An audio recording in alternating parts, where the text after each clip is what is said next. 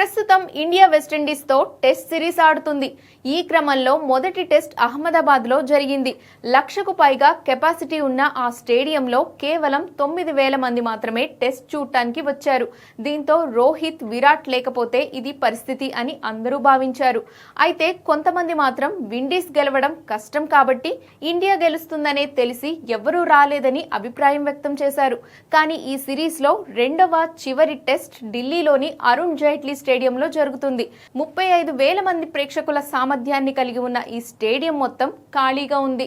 అవును, గణాంకాల ప్రకారం మొదటి రోజు ఢిల్లీ టెస్ట్ మ్యాచ్ చూడటానికి కేవలం 673 మంది ప్రేక్షకులు మాత్రమే మైదానానికి వచ్చారని తెలుస్తుంది.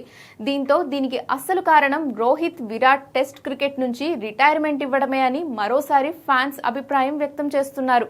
ఇక ఇండియాలో టెస్ట్ మ్యాచ్ తొలి రోజున ఇంతగా ప్రేక్షకుల కొరత ఎప్పుడు చూడలేదు. భారతదేశంలో జరిగిన టెస్ట్ మ్యాచ్ తొలి రోజున స్టేడియంలో అతి తక్కువ సంఖ్యలో ప్రేక్షకులు ఉండడం ఇదే కొత్త రికార్డుగా నమోదైంది.